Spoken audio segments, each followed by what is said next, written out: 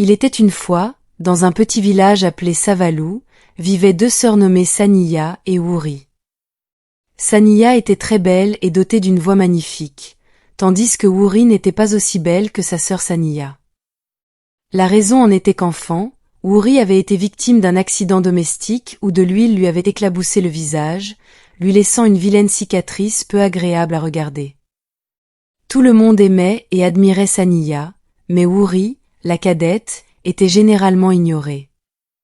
Elles étaient sœurs, mais avec le temps, Saniya devint très fière et arrogante en raison des éloges constants des hommes du village. Elle cessa de se promener avec sa sœur et avait honte d'être vue avec Houri. Cependant, Houri connaissait la raison pour laquelle Saniya gardait ses distances, et cela la blessait profondément. Mais finalement, elle apprit à apprécier sa propre compagnie. Leurs parents n'arrangeaient pas les choses, car chaque fois qu'un invité ou un visiteur venait chez eux, ils demandaient toujours à Houri d'aller à l'intérieur et de rester caché jusqu'au départ de leurs invités. Presque chaque nuit, Houri pleurait à chaudes larmes et suppliait Dieu de prendre sa vie. Elle avait honte de se regarder dans le miroir à cause de son apparence. Houri vivait comme une servante à la maison parce que ses parents préféraient l'envoyer faire des courses plutôt que d'envoyer sa sœur aînée Saniya. Un jour, Houri alla chercher de l'eau au ruisseau du village. Sur le chemin du retour, elle vit une vieille femme sur le sentier menant à sa maison. La vieille femme avait l'air très fatiguée, assise au bord de la route avec un grand pot d'eau à ses côtés. Houri salua la femme et passa son chemin, mais elle se sentit désolée pour la vieille femme, alors elle fit demi-tour. Houri cacha son propre pot d'eau en sécurité à côté d'un grand arbre et proposa d'aider la femme à porter son eau. La femme remercia Houri pour sa générosité et sa gentillesse et se leva pour conduire Houri chez elle. Elle était très âgée et ne pouvait pas marcher sans une canne, ce qui fit se demander à Houri comment la vieille femme avait transporté le grand pot d'eau toute seule jusqu'à l'endroit où elle l'avait rencontré. Mais Houri ne dit rien. Elle suivit patiemment la vieille femme avec le pot d'eau sur la tête. Elles marchèrent et marchèrent jusqu'à ce qu'elles arrivent à une hutte isolée dans la forêt. À leur arrivée à la hutte, Houri posa le pot d'eau de la vieille femme, mais alors qu'elle s'apprêtait à partir, la vieille femme lui dit « Tu as un très bon cœur. Beaucoup de gens m'ont vu en difficulté au bord de la route, mais aucun d'eux n'est venu à mon secours. En raison de ta gentillesse, je vais exaucer ton souhait le plus cher. » La vieille femme donna à Houri une crème spéciale enveloppée dans une feuille rare. « Prends cette crème, c'est une crème magique faite à partir d'un mélange de nombreuses herbes spéciales. Applique-la sur ton visage lorsque tu veux sortir, et tu seras aussi belle que le soleil du matin. Tout homme que tu embrasseras sur les lèvres avec cette crème sur ton visage te verra toujours comme une étoile. » Houri prit la crème magique et remercia la femme. Quand elle rentra chez elle, elle la cacha dans le toit de sa chambre, mais elle avait peur de l'utiliser car elle ne connaissait pas la vieille femme. Beaucoup d'hommes étaient attirés par Saniya. Ils lui achetaient toutes sortes de cadeaux et de bijoux pour l'impressionner et gagner son cœur, mais Saniya refusait de se fixer avec aucun d'entre eux. Elle aimait être courtisée et voulait continuer à profiter des avantages d'être poursuivie. Un jour, un homme très beau et riche vint demander la main de Saniya en mariage. Il avait apporté avec lui beaucoup de cadeaux et de provisions. Alors qu'ils discutaient des plans de mariage dans la cour, Houri apparut. Elle avait été envoyée au marché pour acheter des choses et n'avait aucune idée qu'il y aurait des visiteurs dans la cour. Dès que Saniya la vit, elle cria à Houri en colère. « Espèce de laide, pourquoi veux-tu gâcher cette belle journée avec ton visage hideux ?» Tout le monde regarda Houri et se mit à rire. Elle ne pouvait pas supporter la honte, alors elle courut dans sa chambre et se mit à pleurer amèrement.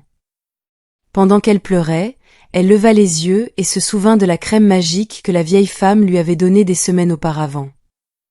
Sans réfléchir à deux fois, elle prit la crème et en appliqua un peu sur son visage. Immédiatement après avoir fini d'appliquer la crème, elle ressentit une étrange aura de confiance, mais elle était toujours profondément blessée, alors elle s'endormit. Le lendemain, Woori se réveilla et alla dans la forêt pour chercher du bois de chauffage comme d'habitude. Sur le chemin de la forêt, elle trouva très étrange que tous les hommes qu'elle croisait la regardaient. Cela la rendit très mal à l'aise, elle pensa que quelque chose devait clocher avec son visage. Avant, les gens ne la regardaient pas deux fois, mais maintenant tout le monde était si concentré sur elle. Elle voulait rentrer chez elle, mais elle savait ce qui l'attendait si elle ne revenait pas avec du bois de chauffage, alors elle continua son chemin vers la forêt. Après avoir ramassé le bois, elle essaya de le soulever sur sa tête quand un homme très beau apparut de nulle part.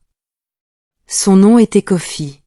« Laisse-moi t'aider, dit-il. » Woori fut choquée car ce serait la première fois que quelqu'un lui parlerait ou lui offrirait de l'aide. « Parles-tu à moi ?» demanda Woori, surprise. « Bien sûr, pourquoi un ange comme toi porterait-il une charge aussi lourde toute seule ? » « Un ange, dis-tu ? Moi ? Ou devrais-je t'appeler déesse à la place ? Ta beauté est unique en son genre, répondit Kofi. Woori n'en croyait pas ses oreilles. Ce serait la première fois que quelqu'un lui dirait qu'elle est belle. Elle regarda Kofi porter le bois sur son épaule et elle conduisit le chemin jusqu'à sa maison.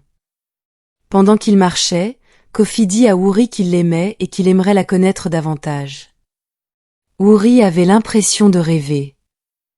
Même le pire homme du village l'évitait, et pourtant Kofi était là, lui demandant d'être sa compagne. Quand ils arrivèrent à la cour, Saniya était assise devant la maison. Elle regarda attentivement Kofi déposer le bois à côté du feu. Avant de partir, Kofi serra Woori dans ses bras et l'embrassa sur le front. En voyant cela, Saniya devint très jalouse. Malgré le fait qu'elle avait tous les hommes du village à ses trousses, elle se sentit jalouse et envieuse que Kofi, un seul homme, soit intéressé par sa sœur. Elle alla alors voir Woori et commença à lui demander où et comment elle connaissait Kofi, mais Woori l'ignora, ce qui la rendit encore plus en colère. Quand Woori entra dans sa chambre, elle se souvint de la crème que la vieille femme lui avait donnée. En l'appliquant, elle réalisa que la crème devait être la raison pour laquelle tous les hommes étaient attirés par elle. Le lendemain, Woori appliqua à nouveau la crème avant d'aller chercher de l'eau au ruisseau. Elle trouva Kofi qui l'attendait déjà. « Je savais que tu viendrais ici, alors je t'ai attendu. Laisse-moi t'aider avec l'eau. » Au fil du temps, Woori devint de plus en plus attaché à Kofi. C'était un homme très gentil et attentionné, mais Woori avait peur. Elle n'était pas sûre si Kofi l'aimait à cause de la beauté surnaturelle que la crème magique lui donnait ou à cause de sa personnalité. Pendant ce temps, Saniya était consumée par la haine et la jalousie parce que Kofi était toujours autour de Woori, malgré le fait qu'elle avait de nombreux hommes après elle et qu'elle pouvait avoir n'importe quel homme qu'elle voulait grâce à sa beauté. Saniya jura de voler Kofi à Woori. La prochaine fois que Kofi accompagna Woori au marché, Saniya s'approcha de lui et commença à essayer de le séduire. Kofi ne fut pas du tout attiré par ses avances. « Laisse cette fille laide et prends-moi. Je te jure que tu seras très heureux avec moi. Que dois-je faire pour gagner ton cœur ? Dis-le-moi et je le ferai. » Mais Kofi insista sur le fait que Woori était la femme qu'il voulait. Chaque fois que Saniya regardait sa sœur Woori, les vilaines cicatrices étaient là, mais chaque fois qu'un homme la regardait, il voyait une très belle femme, encore plus jolie que Saniya. Saniya était poussée par la frustration, alors un jour, elle décida de surveiller Woori. Elle était convaincue que Woori cachait quelque chose. C'était la seule explication pour laquelle tous les hommes qui la détestaient auparavant voulaient soudainement d'elle. Ce matin-là, Saniya se leva très tôt et resta à la fenêtre de Woori, espionnant pour voir ce que Woori allait faire. Elle observa Woori, sans se douter de rien, prendre la crème de l'endroit où elle l'avait cachée et l'appliquer sur son visage. Puis, elle nota où Woori cachait la crème. Quand Woori partit pour la forêt chercher du bois, Saniya s'introduisit dans sa chambre et prit la crème. Elle pensa que la crème devait être la raison pour laquelle tous les hommes du village aimaient soudainement Houri, alors elle en appliqua aussi sur son visage. Mais dès qu'elle appliqua la crème sur son visage, elle commença à ressentir une sensation de brûlure. Cela devint de plus en plus chaud à chaque minute qui passait, à tel point que Saniya courut rapidement se laver le visage quand la douleur devint insupportable. Quand ses parents la virent, ils furent choqués de voir son visage. La crème qu'elle avait appliquée avait complètement détruit son visage, la rendant plus affreuse que Houri. Quand Houri revint du marché avec Kofi comme d'habitude, elle ne pouvait pas en croire ses yeux en voyant sa sœur aînée Saniya. Son visage était si rouge, décoloré et gravement brûlé. Dès que Saniya vit Houri, elle commença à lui demander pardon. « S'il te plaît, pardonne-moi. Je suis profondément désolée pour ce que je t'ai fait, pardonne-moi. » Houri ne comprenait pas pourquoi Saniya s'excusait. Elle connaissait Saniya comme étant très arrogante et fière, alors cela la surprenait. « Qu'est-ce qu'il y a ? Je t'ai toujours pardonné malgré la façon dont tu me traitais, et je t'aime toujours même si tu es dur avec moi. » Saniya se mit à pleurer sérieusement. Elle tenait la main de Houri et lui dit qu'elle avait une confession à faire. Saniya avoua à Houri et à leurs parents que lorsqu'elles étaient encore petites, ses parents l'aimaient et la chérissaient tellement. Ils lui donnaient tout ce qu'elle voulait parce qu'elle était leur unique enfant et ils lui faisaient se sentir très aimée. Mais quand Houri est né, c'était comme s'ils avaient transféré tout l'amour et l'attention à Houri et avaient cessé de se soucier d'elle. Houri était plus belle qu'elle, quand elle était enfant, alors tout le monde se concentrait plus sur Houri qu'il ne le faisait sur elle. Cela rendit Saniya très jalouse. Par envie, Saniya plaça une casserole d'huile chaude en haut du placard et dit à Houri d'aller la chercher, sachant parfaitement que Houri était petite et que l'huile chaude se renverserait sur elle. Saniya avoua qu'elle l'avait fait exprès pour être la seule fille belle et que tout le monde arrête de traiter Houri de manière spéciale.